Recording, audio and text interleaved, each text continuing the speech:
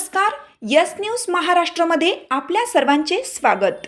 कल्याण अहिल्यानगर महामार्गावर गोवेली मामनोली माळशेज घाट येथे धुळवड तर सरळगाव टोकावडे परिसरात वाहतूक कोंडी, सर्वांचे दुर्लक्ष।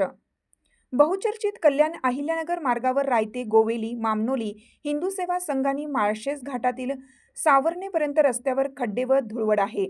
तर याच मार्गावरील सरळगाव टोकावडे परिसरात मानवी चुकांमुळे मोठ्या प्रमाणात वाहतूक कोंडी निर्माण होत आहे। विशेष म्हणजे हे सर्व पोलीस यंत्रणा, लोकप्रतिनिधी उघड्या डोळ्यांनी बघून देखील मूग गिळून गप असल्याने याचा त्रास गोरगरीब नागरिक, वाहन चालक, प्रवासी यांना होत आहे। त्यामुळे आगामी निवडणुकीत मतदारांनी याचा विचार करावा असे आवाहन स्थानिक ग्रामस्थ करत आहेत।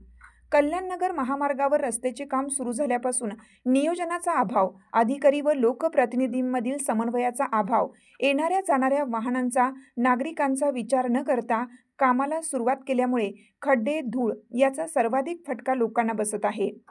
पांजरपोळ, रायते, गोवेली, मामनोली आणि माळशेज घाटातील सावर्णेपर्यंत रस्त्यावर धूळच धूळ आहे। यामुळे श्वसनाचे, सर्दी, ताप, खोकला असे आजार वाढत आहेत।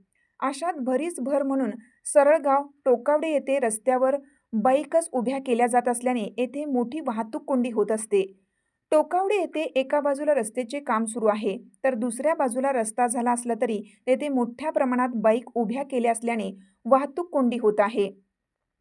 याबाबत काही बोलले तर लगेच हातघाई किंवा हाणामारी होते। आश्चर्य म्हणजे पोलीस प्रशासन तसेच लोकप्रतिनिधी याकडे सोयीस्कर दुर्लक्ष करत आहेत। याचा त्रास लोकांना होत आहे। त्यामुळे नागरिकांच्या अडचणी, समस्या, प्रश्न याकडे सोयीस्कर दुर्लक्ष करणाऱ्या पुढाऱ्यांना येत्या झेडपी निवडणुकीत मतदारांनी चांगलाच धडा शिकवला पाहिजे, असं मत या परिसरातील ग्रामस्थ व्यक्त करत आहेत। यस न्यूज महाराष्ट्रासाठी संजय कांबळे, सहसंपादक। नमस्कार, यस न्यूज महाराष्ट्रामध्ये आपले सर्वांचे स्वागत आहे।